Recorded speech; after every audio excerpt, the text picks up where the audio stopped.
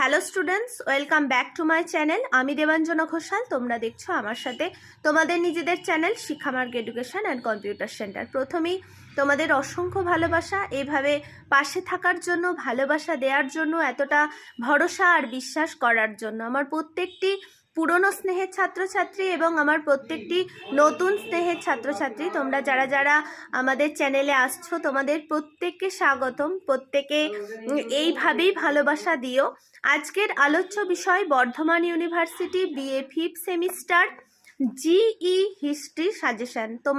তোমরা যারা যারা জিই হিসাবে ইতিহাসকে রেখেছো, তোমাদের জন্য এই সাজেশন 2025 সালে যে প্রশ্নগুলি আসার মতো সম্ভাব্য এবং অধিক গুরুত্বপূর্ণ, সেই প্রশ্নগুলি আমি তোমাদের সাথে শেয়ার করে দিচ্ছি এবং আমি আমার ব্যাচের ছেলে মেয়েদের সাথে আজই সাজেশান শেয়ার করেছি। আমার প্রত্যেকটি স্নেহের পুরনো ছেলে মেয়ে, তোমরা জানো যে আমাদের সেন্টারে আমাদের অফলাইন আর অনলাইন ব্যাচের ছেলে মেয়েদের সাথে যেদিনই আমরা সাজেশান শেয়ার করি সেই দিনই আমরা ইউটিউব চ্যানেলে পোস্ট করি। তাই তোমরা মানে প্রচুর ছেলে মেয়ে বলেছো যে সাজেশান দেওয়ার কথা। দেখো, প্রত্যেকটি সাজেশানই আসবে। আমাদের সেন্টারে একটু কাজ হচ্ছিল, সেই জন্য আমরা সাজেশান পোস্ট করতে পারিনি।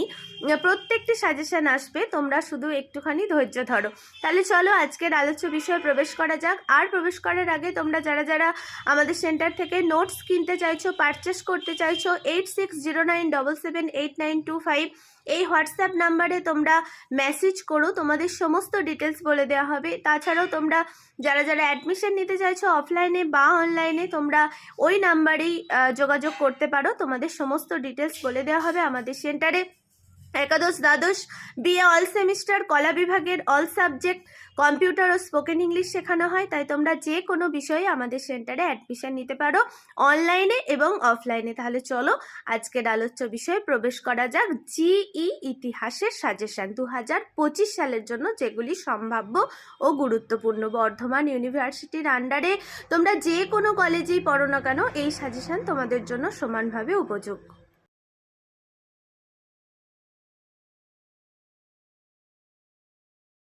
দেখো তো, BA fifth semester GE history বা ইতিহাস suggestion 2025 Burdwan university. Question mark হিসাবে তোমাদের এই যে সাজেশন আমরা দিই, প্রত্যেকটি সাজেশনই আমাদের 5 অথবা 10 উভয়বিধ প্রশ্নের জন্যই সমানভাবে উপযোগ্য। তাই তোমরা 5এও এই প্রশ্নটা আসতে পারে, 10এও আসতে পারে, সেই হিসাবেই সাজেশন করা হয়ে থাকে।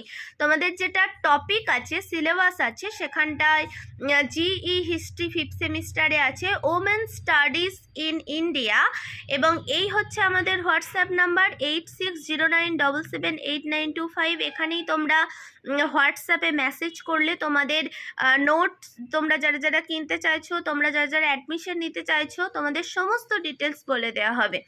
আচ্ছা দেখো, প্রথম প্রশ্ন যেটা, যে নারী শিক্ষার অর্থ ও প্রকৃতি এবং ধারণাগুলি কি তা উল্লেখ করো। এই যে পুরোটাই মূলত নারী শিক্ষা কেন্দ্রিক, তো সেই হিসাবেই তোমাদের প্রত্যেকটি প্রশ্ন খুবই গুরুত্বপূর্ণ।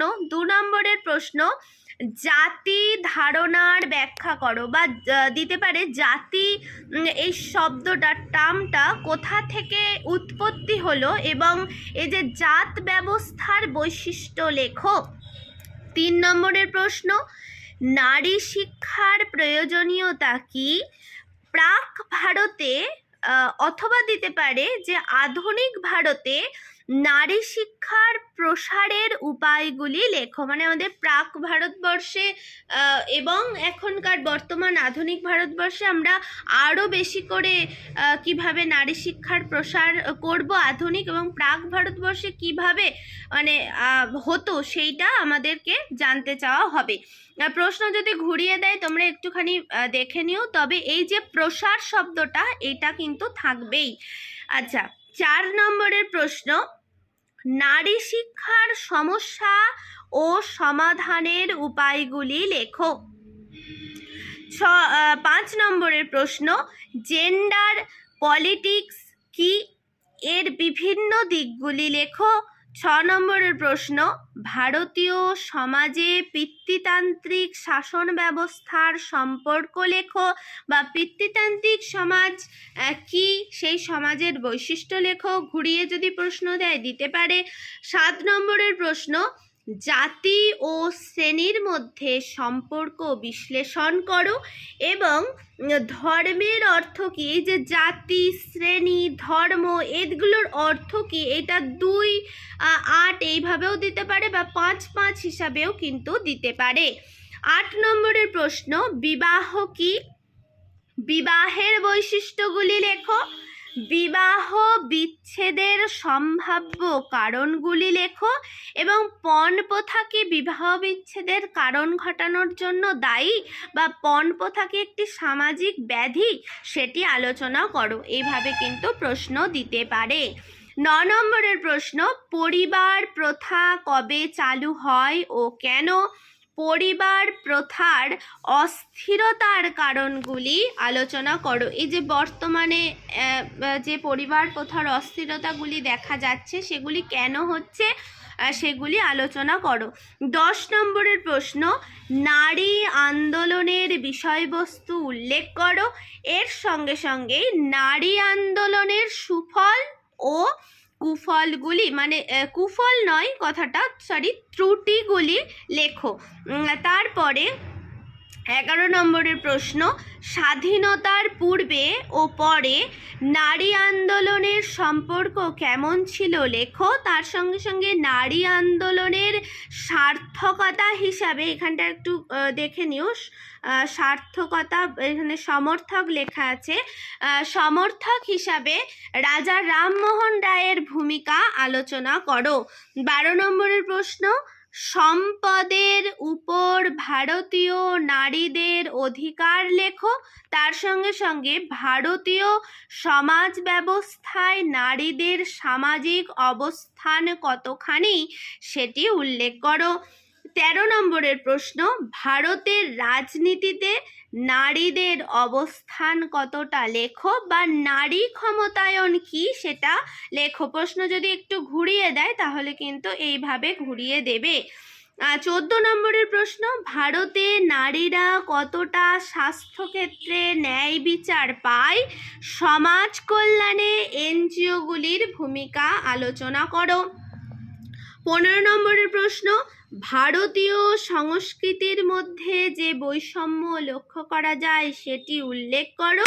এবং 16 নম্বরের প্রশ্ন, ভারতে নারী নির্যাতনের কারণ ও নির্যাতন রোধের জন্য কি কি করা উচিত, সেটি নিজের ভাষায় লেখো। তো এই হচ্ছে তোমাদের জিই ইতিহাস, বা তোমরা যারা যারা ইতিহাসকে জিই হিসাবে রেখেছো, তোমরা এই 16টা প্রশ্ন খুব ভালো করে যেও। আশা করছি তোমরা সাফল্য পাবে। প্রত্যেকে ভালো থেকো, সুস্থ থেকো, এবং এই সমস্ত কিছুর অ্যান্সার তোমরা যারা যারা কিনতে চাইছো এই হোয়াটসঅ্যাপ নাম্বারে মেসেজ করো, তোমাদের সমস্ত ডিটেলস বলে দেওয়া হবে। প্রত্যেকে ভালো থেকো, সুস্থ থেকো, এবং এখন থেকে পরীক্ষার জন্য প্রস্তুতি নিতে থাকো। পরীক্ষাকে ভয় ভেবে নয়, জয় করার উদ্দেশ্যে এখন থেকে প্রস্তুতি নিতে থাকো।